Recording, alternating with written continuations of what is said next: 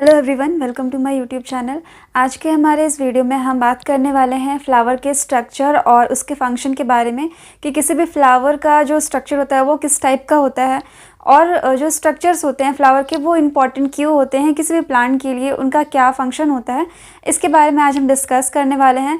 तो आज हम केवल देखेंगे एक जो हमारा चाइना रोज़ होता है, स्पेशली हम इसकी बात करने वाले हैं बिकॉज जो चाइना रोज़ की स्टडी होती है काफ़ी सिंपल होती है और इसमें सारे पार्ट्स जो होते हैं ये प्रेजेंट होते हैं, जिसकी वजह से हम एक जो एंजियोस्पर्मिक फ्लावर होते हैं उनमें ये बेस्ट फ्लावर एक तरह से हम देखते हैं। जब भी स्टडी की जाती है तो हमें चाइना रोज़ अक्सर दिया जाता है क्योंकि इसमें सारे पार्ट्स होते हैं और इसका स्टडी करना भी आपके लिए इजी होता है। तो आज हम जानेंगे कि जो चाइना रोज़ होता है इसमें कौन कौन से पार्ट्स होते हैं एंड इसमें रिप्रोडक्टिव पार्ट कौन सा होता है और ये किस तरह से वर्क करता है, इसके फंक्शन एंड ओवरऑल जितने भी इसके स्ट्रक्चर हैं इसकी आज हम बात करने वाले हैं। तो यहाँ पे मैंने फिगर ड्रॉ किया है, तो हम फिगर के थ्रू समझेंगे कि एक फ्लावर का स्ट्रक्चर कैसा होता है और इसके क्या क्या फंक्शन हो सकते हैं।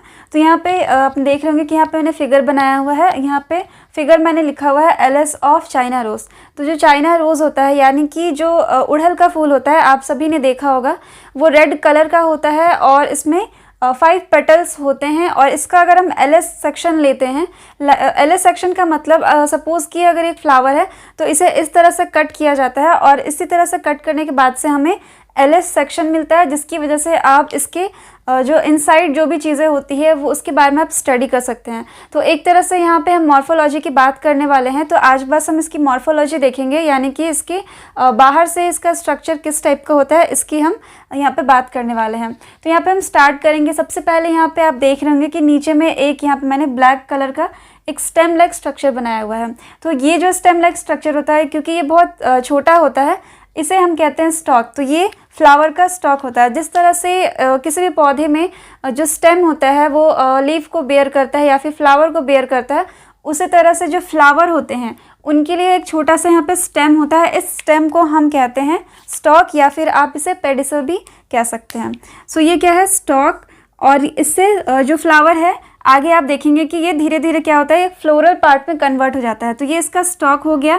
देन हम इसके बात करेंगे कि यहाँ पे एक थैलेमस प्रेजेंट होता है। थैलेमस ये एक स्वेलन पार्ट होता है जिसमें कि ओवरऑल जितनी भी ऊपर आप स्ट्रक्चर देखेंगे फ्लावर की, चाहे वो पेटल्स हो या फिर इसके रिप्रोडक्टिव ऑर्गन्स हो या फिर इसके सेपल्स हो, सारे क्या होते हैं, ये जो थैलेमस होता है यानी कि रिसेप्टेकल, ये क्या करता है, इन सभी को बेयर करने का काम करता है। तो जो फ्लावर है ये प्रेजेंट होता है थैलेमस पे। सारे स्ट्रक्चर क्या होंगे, थैलेमस पे प्रेजेंट होते हैं। तो ये हो गया यहाँ पे जो स्वेलन पार्ट है ये हमारा कहलाता है थैलेमस। तो ये थैलेमस क्या करेगा, ये सारे पार्ट्स को, फ्लावर के जो भी डिफरेंट यहाँ पे पार्ट्स होते हैं, इसे बेयर करने का काम करता है। इसके बाद आप देख रहे होंगे कि ये ग्रीन पार्ट है और एक यहाँ पे भी है।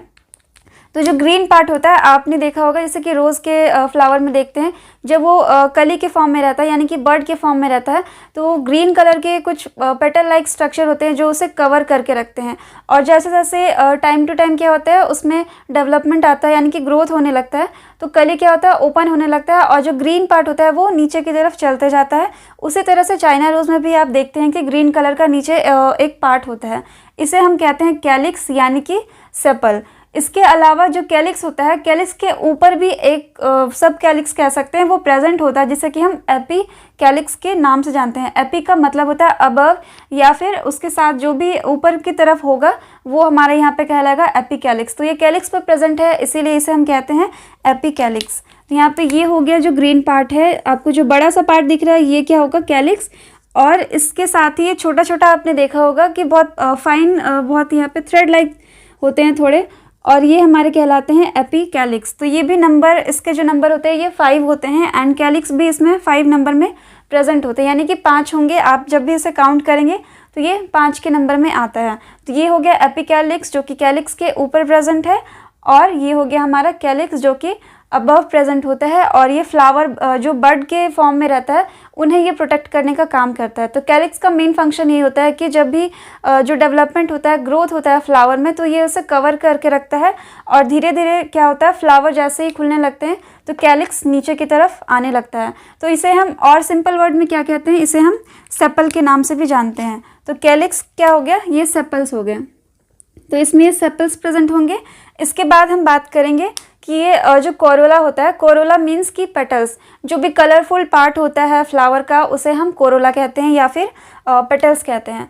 तो जो कोरोला हो गया ये क्या होता है, कलरफुल पार्ट होता है। तो आप इस तरह से याद रख सकते हैं कि कोरोला क्या होता है, कलरफुल पार्ट होता है, इसे हम पेटल्स के नाम से जानते हैं। तो पेटल्स इसमें जो होता है, स्पेशली जो चाइना रोज़ हो गया इसमें 5 के नंबर में होता है, जो पेटल होंगे ये भी 5 के नंबर में ही होंगे।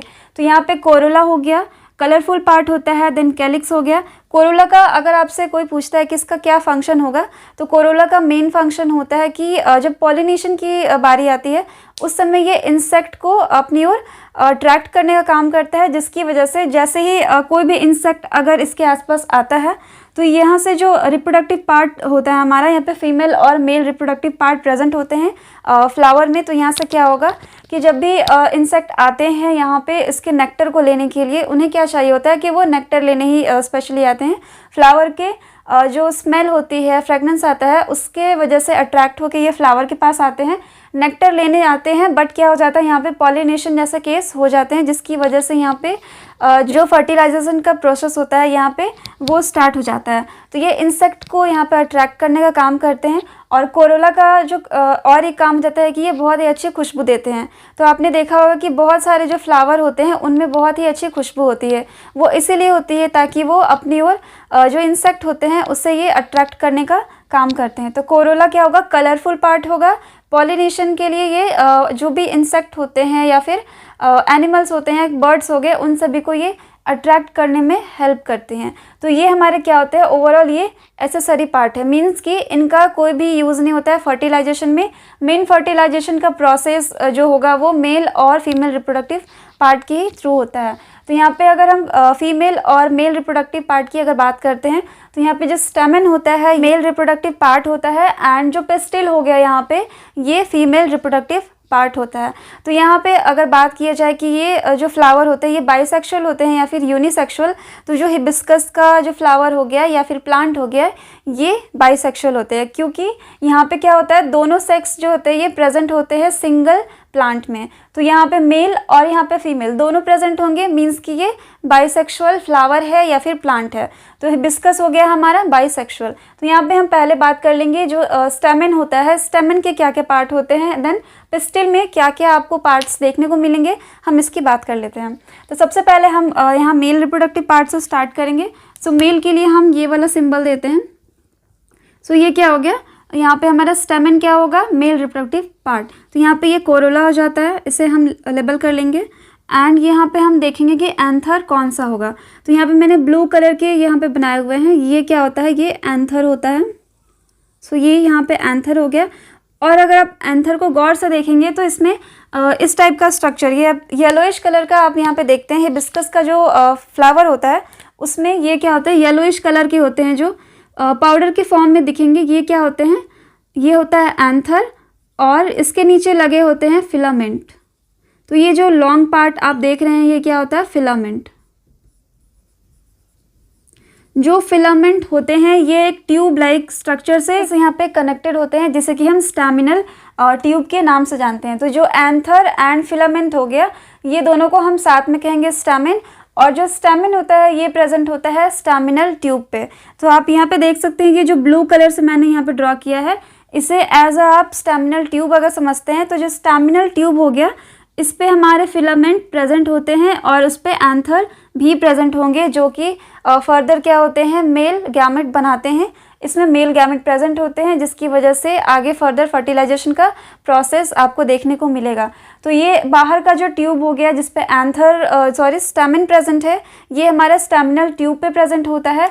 और अगर आप इसके कट करके देखते हैं तो इसके अंदर आपको एक बहुत ही पतले से ट्यूब लाइक स्ट्रक्चर जो दिखेगा यहाँ पे, वो होता है हमारा यहाँ पे स्टाइल। तो इसके बारे में अभी हम बाद में बात करेंगे, पहले इसकी बात कर लेते हैं कि जो एंथर हो गया और फिलामेंट ये प्रेजेंट होते हैं यहाँ पे, जो कि मेल रिप्रोडक्टिव पार्ट होता है, जिसे कि हम साथ में क्या कहेंगे, स्टैमिन। तो ये मेल रिप्रोडक्टिव पार्ट हो गया।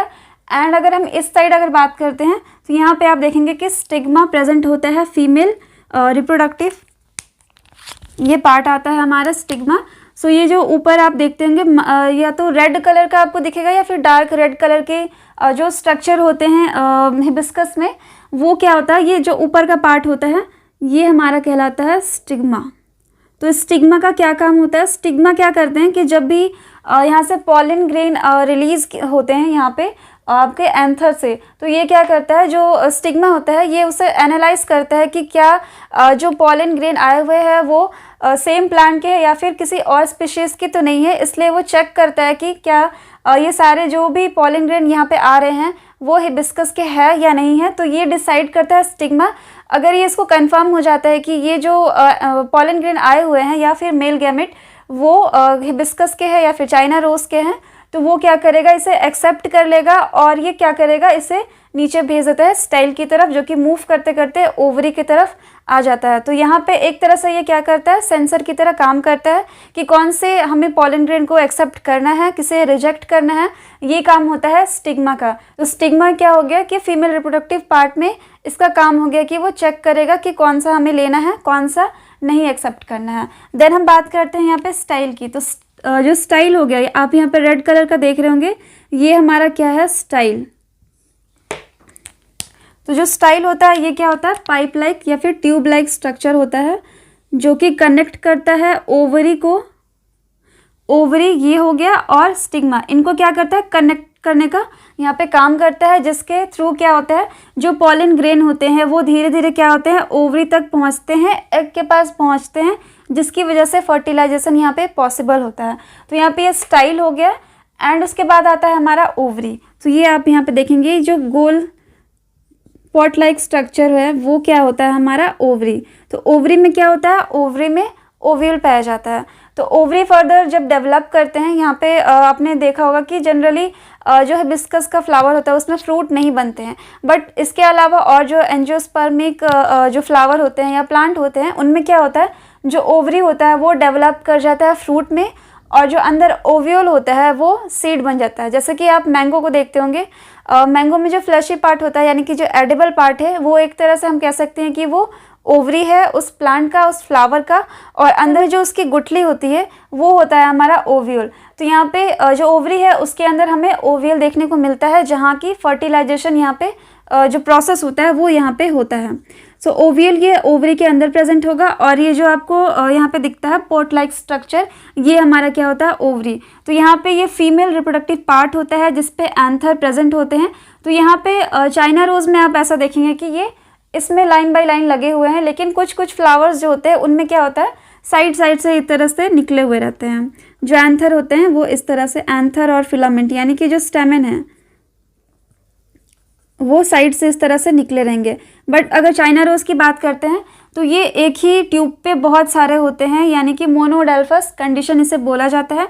अगर ये सिंगल सिंगल है तो ये हमारा जो एंथर होगा वो पॉलीडेल्फस या फिर डाइडेल्फस भी कहलाता है। डिफरेंट होते हैं डिफरेंट फ्लावर के लिए, बट इसमें क्या होता है, मोनोडेल्फस कंडीशन इसमें लगती है।